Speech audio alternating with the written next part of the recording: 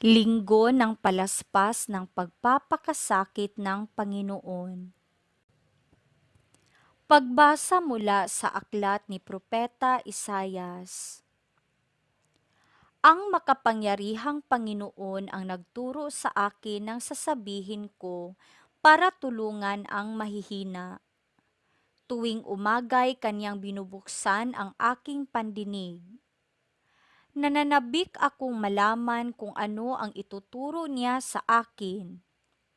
Binigyan niya ako ng pangunawa, hindi ako naghimagsik ni tumalikod sa kanya.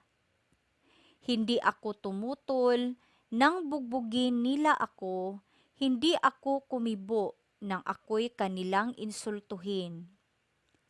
Pinabayaan ko silang bunutin ang buhok ko't balbas, gayon din nang lurhan nila ako sa mukha. Ang mga pagdustang ginawa nila'y di ko pinapansin, pagkat ang makapangyarihang Panginoon ang tumutulong sa akin. Handa akong magtiis na sampaling parang bato, pagkat aking batid na ang sarili ko'y di mapapahiya. Ang salita ng Diyos. Salmong tugunan. Diyos ko, bakit naman ako yung pinabayaan?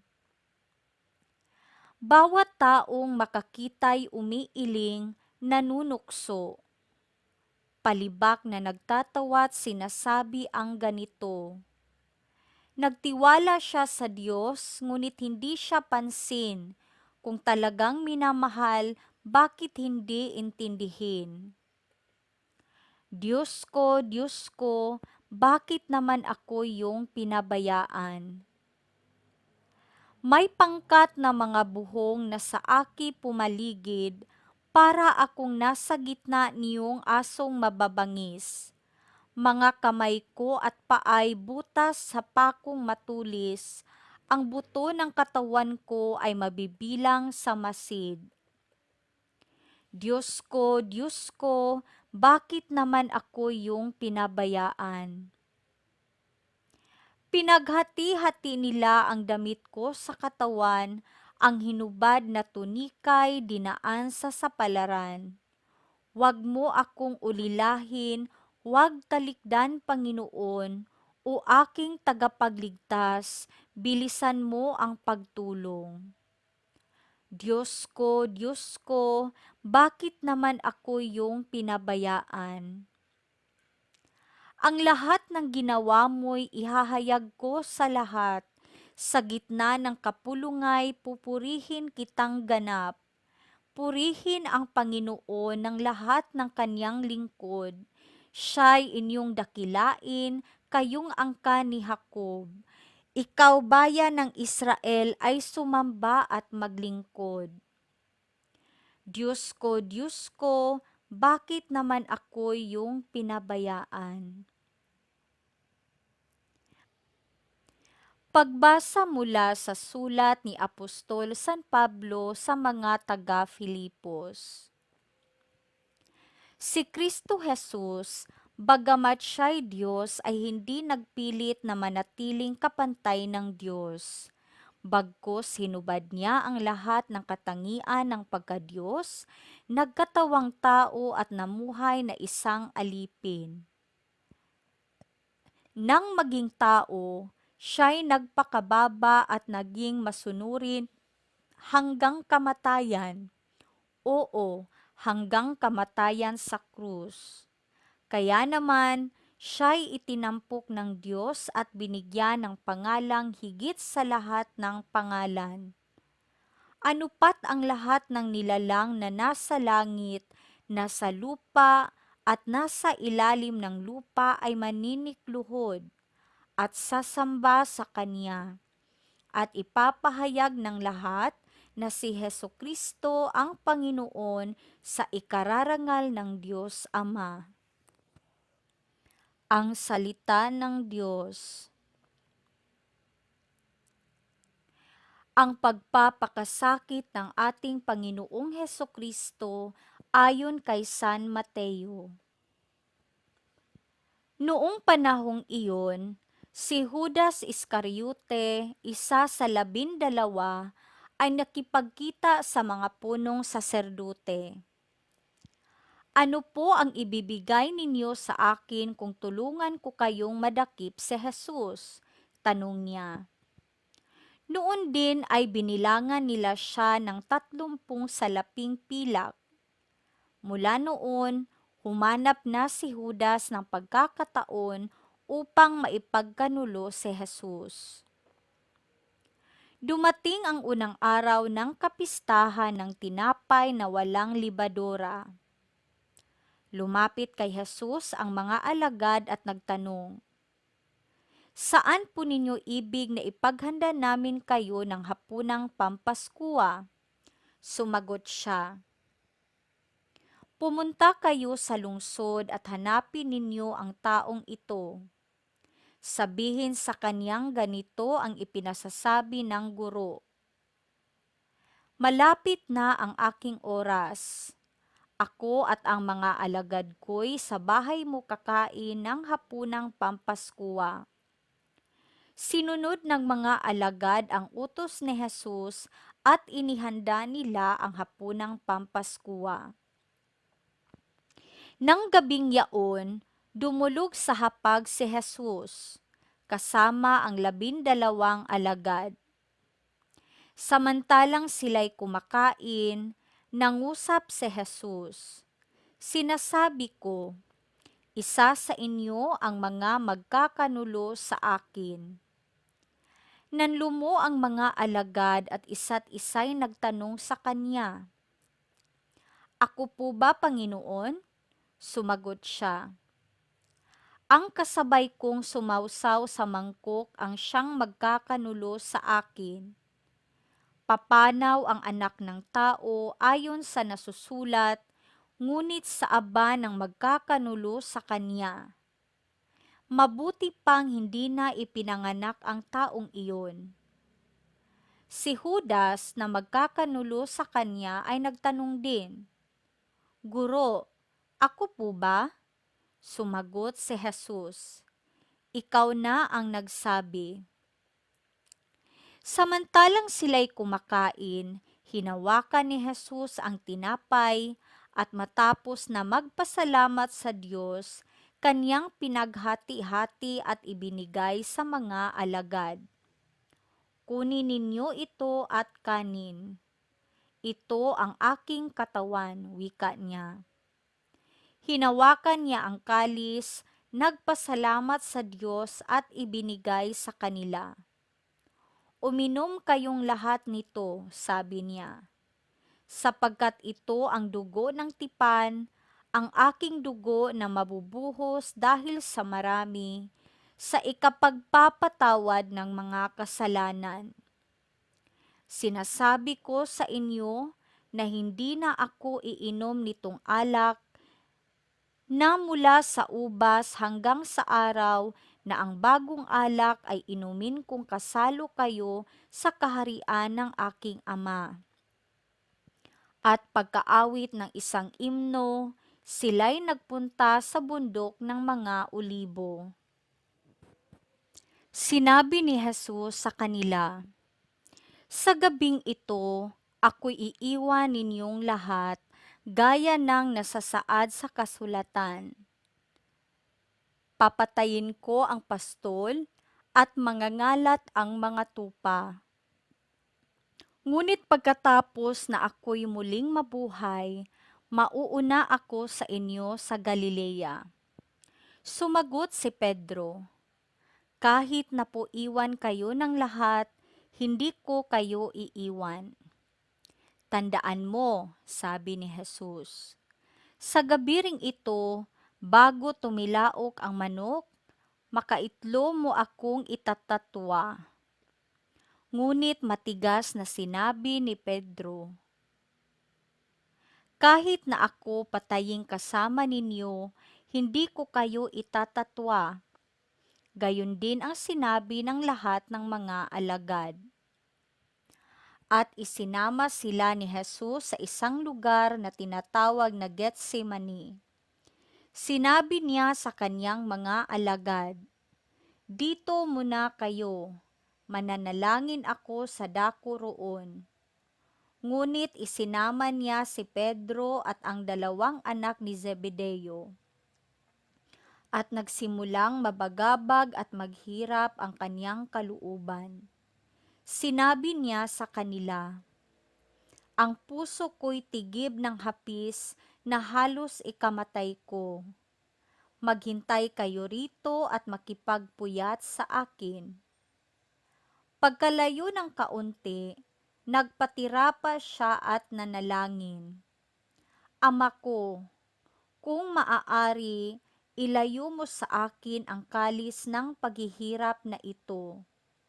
Gayunman, huwag ang kalooban ko, kundi ang kalooban mo ang mangyari."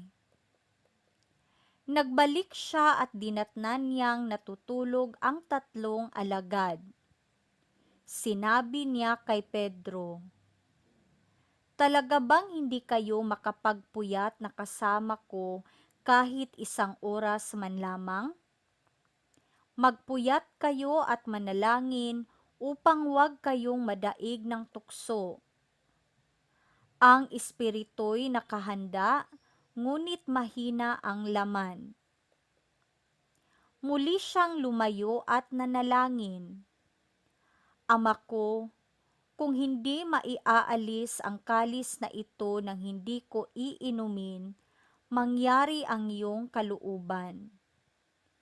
Muli siyang nagbalik at dinatnan na naman niya silang natutulog, sapagkat sila'y antok na antok. Iniwan niya uli ang tatlong alagad at muli siyang nanalangin, at iyon din ang sinabi. Nagbalik na naman siya sa mga alagad at sinabi sa kanila, "Natutulog pa ba kayo at nagpapahinga? Dumating na ang oras na ipagkakanulo ang anak ng tao sa mga makasalanan. Tayo na, narito na ang magkakanulo sa akin." Nagsasalita pa si Jesus nang dumating si Judas, isa sa 12. May kasama siyang maraming tao na may dalang mga tabak at mga pamalo. Galing sila sa mga punong saserdute at sa matatanda ng bayan. Bago pa sila dumating doon, ibinigay na ng taksil ang ganitong hudyat, "Ang hagkan ko ang siya nating pakay, dakpin ninyo agad." Kaya't nilapitan ni Judas si Jesus at binati, "Magandang gabi po, Guro," sa kahinagkan. Sinabi sa kanya ni Jesus, "Kaibigan, gawin mo na ang sadya mo."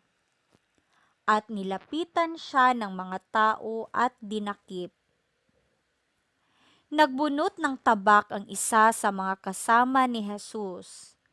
Tinaga niya ang alipin ng pinakapunong saserdute at natigpas ang tainga noon. Sinabi ni Jesus, "Isalong mo ang iyong tabak." Ang gumagamit ng tabak ay sa tabak mamamatay. Hindi mo ba alam na makahihingi ako sa aking Ama ng higit pa sa 12 batalyon ng mga anghel at padadalhan niya ako agad?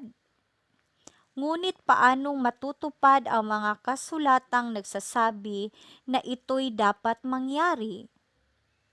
At binalingan niya ang mga tao at sinabi, "Ako ba'y tulisan at naparito kayong may mga tabak at mga pamalo para dakpin ako?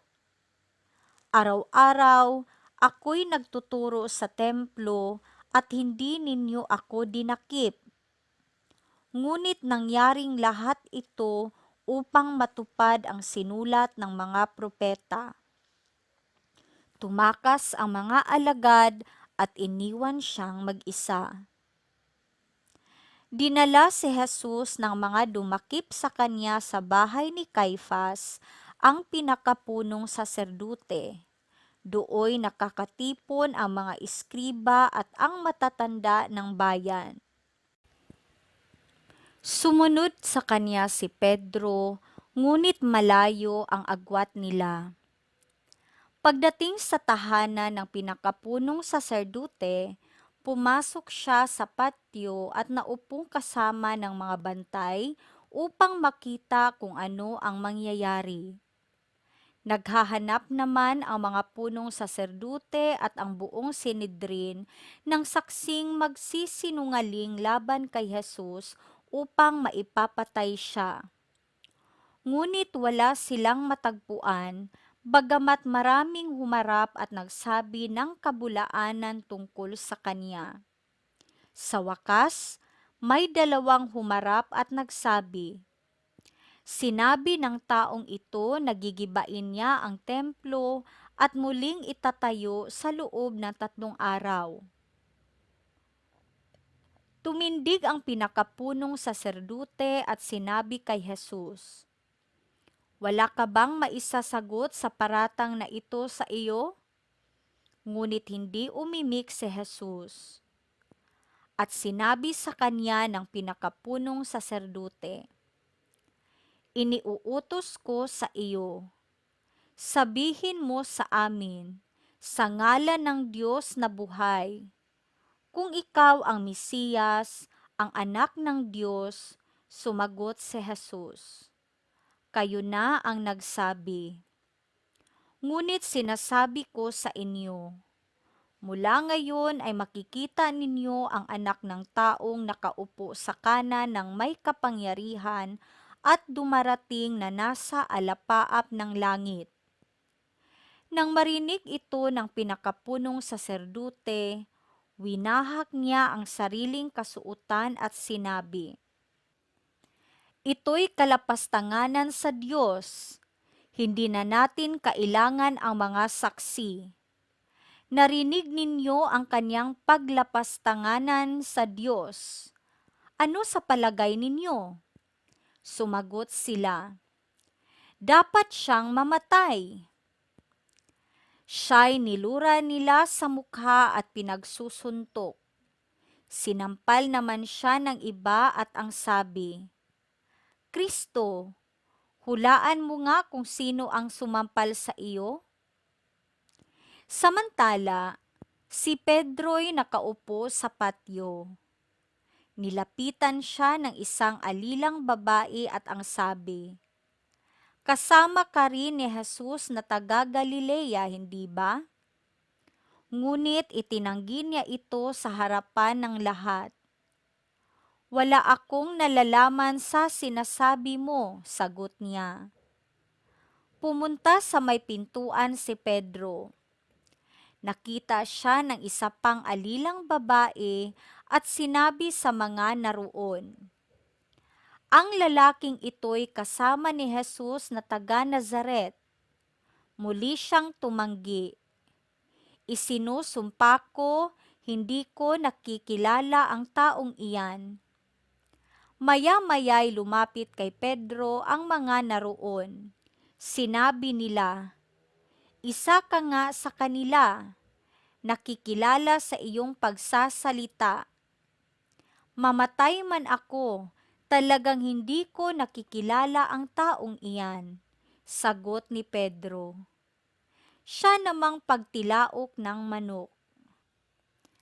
At naalaala ni Pedro ang sabi ni Jesus, "Bago tumilaok ang manok, makaitlo mo akong itatatwa." Lumabas siya at nanangis ng buong kapaitan. Kinaumagahan, nagpulong ang mga punong saserdute at ang mga matatanda ng bayan kung paano maipapatay si Jesus. Iginapos nila siya at dinala kay Gobernador Pilato. Nang makita ni Judas na si Jesus ay hinatulang mamatay, nagsisi siya at isinauli sa mga punong saserdute at sa matatanda ng bayan ang 30 salaping pilak. Sinabi niya, "Nagkasala ako. Ipinagkanulo ko ang taong walang sala. Ano ang pakialam namin? Bahala ka, sagot nila. Inihagis ni Judas ang mga salaping pilak sa loob ng templo, saka siya umalis at nagbigti. Pinulot ng mga punong saserdute ang mga salaping pilak. Sinabi nila, labag sa kautusan na ilagay ang salaping ito sa kabangyaman ng templo. Ito'y kabayaran sa buhay ng isang tao. Nagkaisa sila na ang salapi ay ibayad sa bukid ng magpapalayok upang gawing libingan ng mga dayuhan. Kaya ang bukid na iyon ay tinawag na Bukid ng Dugo hanggang sa panahong ito.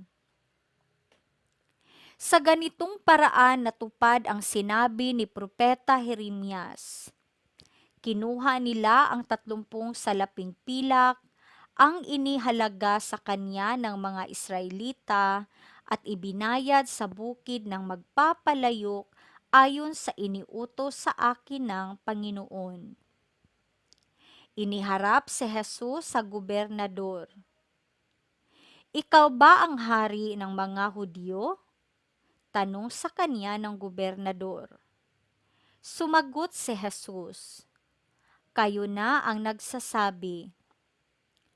Ngunit nang paratangan siya ng mga punong saserdute at ng matatanda ng bayan, hindi na siya sumagot. Kaya't sinabi sa kanya ni Pilato, hindi mo ba naririnig ang mga ipinararatang nila sa iyo? Ngunit hindi sumagot si Jesus kaputukman, kaya't nagtaka ang gobernador. Tuwing pista ng Paskuwa, kinaugalian na ng gobernador ang magpalaya ng isang bilanggo, sinumang mahiling ng taong bayan. Noon ay may isang kilalang bilanggo na nagngangalang Barabas. Kaya't nang magkatipon ang mga tao, tinanong sila ni Pilato, sino ang ibig ninyong palayain ko? Si Barabas o si Jesus na tinawag na Kristo? Alam ni Pilato na inggit ang nag-udyok sa kanila na dalhin sa kanya si Jesus. Hindi lamang iyan. Samantalang siya'y nakaluklok sa hukuman, nagpasabi sa kanya ang kanyang asawa, huwag kang makialam sa taong iyan na walang kasalanan, sapagkat kagabi pinahirapan ako ng aking panaginip tungkol sa kanya.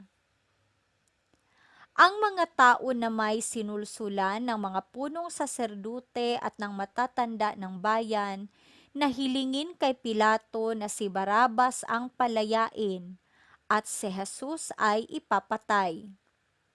Muli silang tinanong ng gobernador, sino sa dalawa ang ibig ninyong palayain ko? Si Barabas po, sagot nila.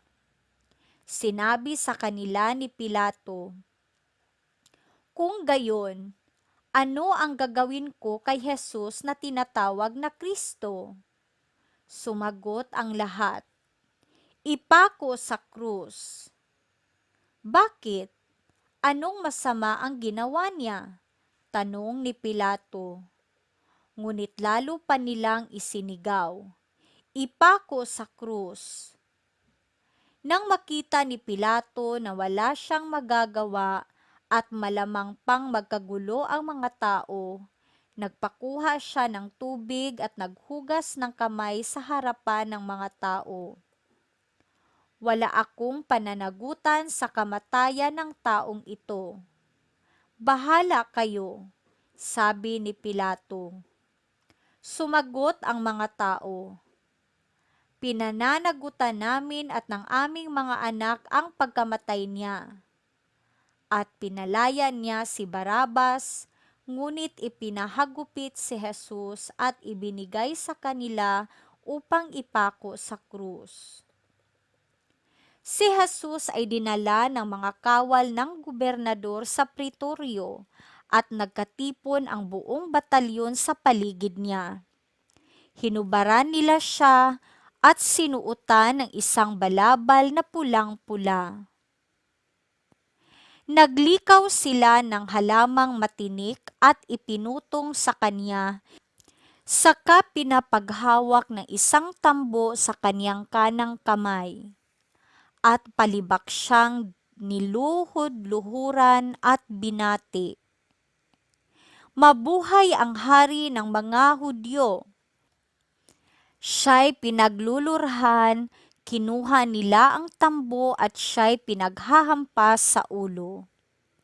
At matapos kutyain, kanilang inalisan siya ng balabal, sinuotan ng sariling damit at inilabas upang ipako sa krus.